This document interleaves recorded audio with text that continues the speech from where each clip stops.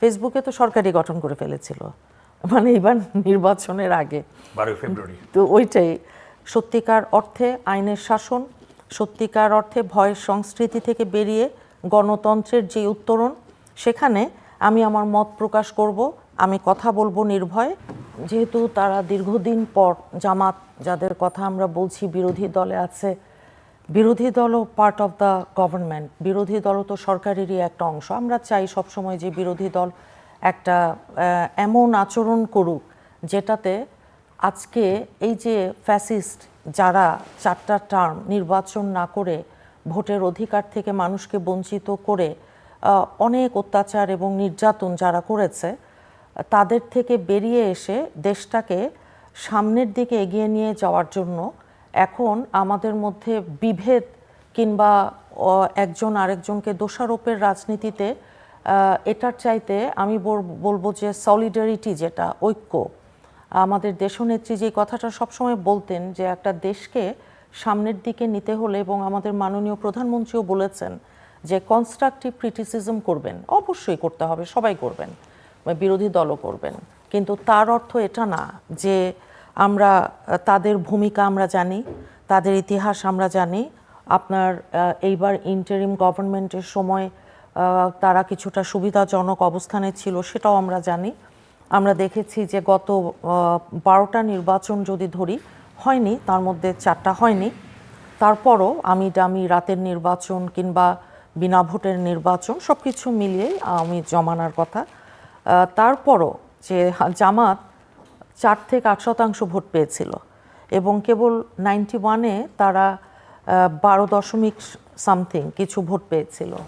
এইবার যেটা হয়েছে, ফেসবুকে তো সরকারি গঠন করে ফেলেছিল, মানে এবার নির্বাচনের আগে 12 ফেব্রুয়ারি। তো ওইটাই তো যাই হোক, তারপরে যখন দেখা গেল এখন তারা বিরোধী দলে বেশ ভালো একটা সংখ্যা নিয়ে এসেছে, এখন তাদের সংসদে আসার অভিজ্ঞতা, সংসদের আচার আচরণ, সংসদীয় গণতন্ত্রের রীতি নীতি সব কিছু মিলিয়ে আমি মনে করি আমরা শিখছি। তো আমি আশা করব তাদের কাছ থেকে একটা এমন ক্রিটিসিজম যেটাকে আমাদের দেশকে সামনের দিকে নিয়ে যেতে বাধা হবে না, বরং আমরা একসাথে যেতে পারবো। কারণ এটাই আমাদের দেশের মানুষের এখন ম্যান্ডেট, যে সত্যিকার অর্থে আইনের শাসন, সত্যিকার অর্থে ভয়ের সংস্কৃতি থেকে বেরিয়ে গণতন্ত্রের যে উত্তরণ, সেখানে আমি আমার মত প্রকাশ করব, আমি কথা বলবো নির্ভয়ে, এই জিনিসগুলোই আমরা দেখব। পাশাপাশি ভারতের যেই আলোচনা, যেই কথাবার্তা আমাদের এখানে এসছে, দেখেন তারা তো আমাদেরকে প্রথমে আমন্ত্রণ জানিয়েছিল ব্রিক্স যেই সম্মেলন আছে, তার আগেও আমন্ত্রণ, হ্যাঁ তার আগেও আমন্ত্রণ জানিয়েছে, পরপর প্রথম আমন্ত্রণ জানিয়েছে, তারপরে ব্রিক্স যেটা আগামী সেপ্টেম্বরে আছে সেখানেও আপনার আমন্ত্রণ জানিয়েছে। আর ঢাকা আগ্রহী আপনার দ্বিপাক্ষিক যেই আলোচনা, দ্বিপাক্ষিক যেই সফর, সেটাতে আমরা আগ্রহ প্রকাশ করেছি। এখন এটা তো আলাপ আলোচনা আগস্ট মাস থেকে আমরা যেটা দেখছি, কথা বলছি, তবে এর মধ্যেই আপনার যখন এলোমেলো হলো, যিনি পালিয়ে গেছেন ফ্যাসিস্ট, যিনি পালিয়ে দিল্লি চলে গেলেন 5ই আগস্ট 24-এর কথা, ওনার যে প্রেস ব্রিফিংটা, যে তাকে শুধু আশ্রয় দেয়নি, সেখানে যদি প্রেস ব্রিফিং করে, যার আপনি জানেন যে বাংলাদেশের ক্ষমতাচ্যুত যিনি প্রধানমন্ত্রী, এখন এই বিষয়টা তো আমাদের দেশকে, আমাদের দেশের মানুষকে অসম্ভব রকমের ক্ষুব্ধ করেছে, সে তো স্বাভাবিক, এবং এর একটা অত্যন্ত কড়া প্রতিক্রিয়া বাংলাদেশে বোধহয় 71-এর পরে এইরকম প্রতিক্রিয়া জানানোর মতন যেই মেরুদণ্ড, সেটা এই সরকার যেটা দেখিয়েছে, এটা সত্যিকার অর্থেই অত্যন্ত কমেন্ডেবল, নজিরবিহীন আমরা বলি।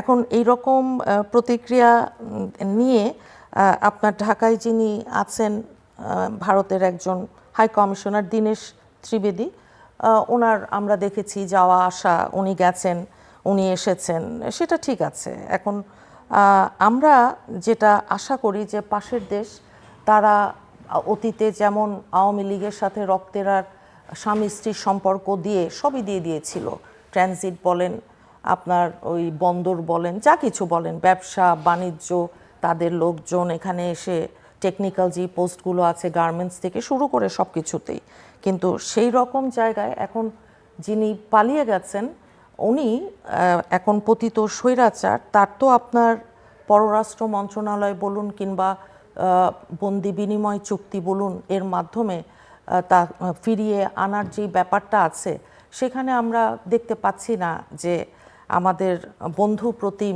এই যে রাষ্ট্রটা আছে, প্রতিবেশী বড় একটা সীমান্ত যাদের সাথে আমরা শেয়ার করছি, তাদের কোনো রকম সদিচ্ছা, কোনো রকম সত্যিকার অর্থের ইচ্ছা আছে, বরং তারা বিভিন্ন রকম আপনার আইন কানুনের যে ঘেরাটোপ সেগুলোতে বরং বেশি এমফেসিস দিচ্ছে। আর বাংলাদেশ এখানে বলেছে যে দিল্লি সফরের আগে যে সহায়ক পরিবেশ সেটার উপর জোর দিয়েছে এবং কয়েকটা শর্তের কথাও আছে যে দ্বিপাক্ষিক প্রত্যর্পণ চুক্তি অনুযায়ী শেখ হাসিনা সহ অন্যান্য পলাতক অপরাধীদের দ্রুত ফেরত পাঠানো, এটা একটা আছে। 2 নম্বরে বলেছে শরীফ ওসমান হাদি হত্যাকাণ্ডে অভিযুক্তদের বাংলাদেশে হস্তান্তর, এই দুটো শর্তের কথা বলা হয়েছে আর কি। তো শর্ত নিয়ে বিস্ময়, শর্ত নিয়ে অনেক রকম রিয়াকশন, এটা বিষয় না। এখন বুঝতে হবে এটা নতুন বাংলাদেশ। গণ অভ্যুত্থানে ফ্যাসিস্ট যে স্বৈরাচার যারা পালিয়ে গেছে তাদের হাতে যে হাজার হাজার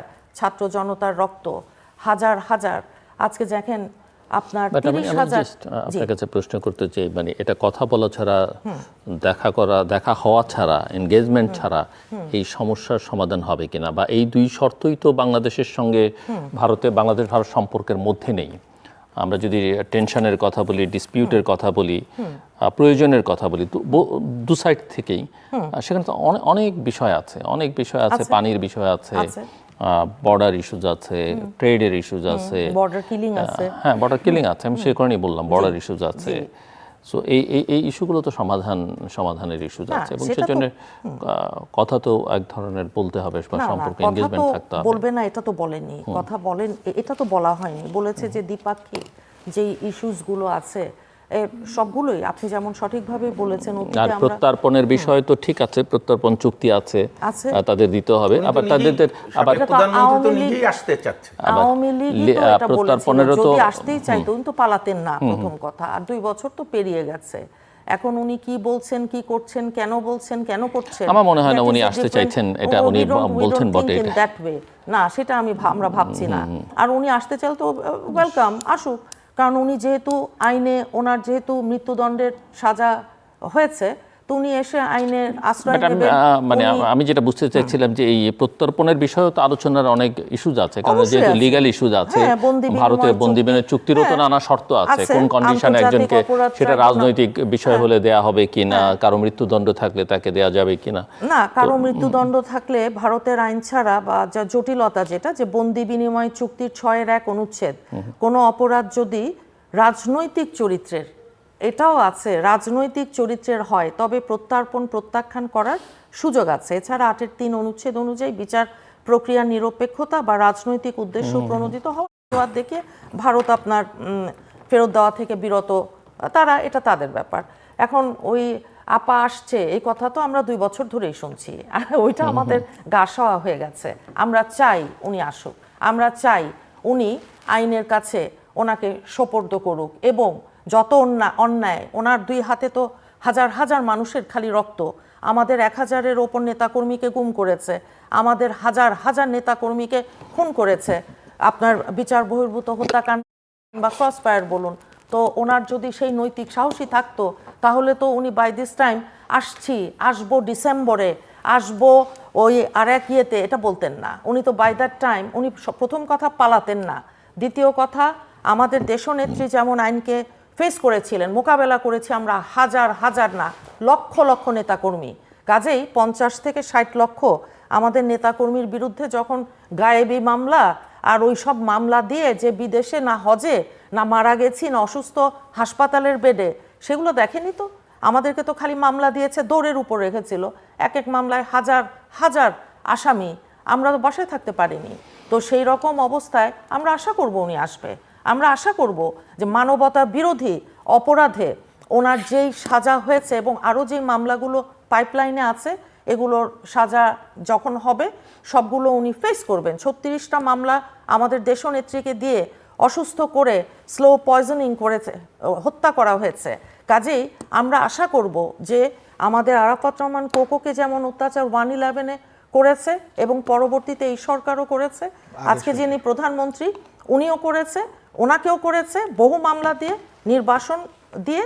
কাজেই আমরা চাইব উনি আসুক, উনি এসে আইনের মোকাবেলা করুক, উনি এসে যে আইনের কাছে নিজেকে সোপর্দ করুক, এবং উনি এসে ওনার বাংলাদেশের মানুষ বদলে যাওয়া নতুন যেই বাংলাদেশ, এটা উনি দেখুক, দরকার আছে।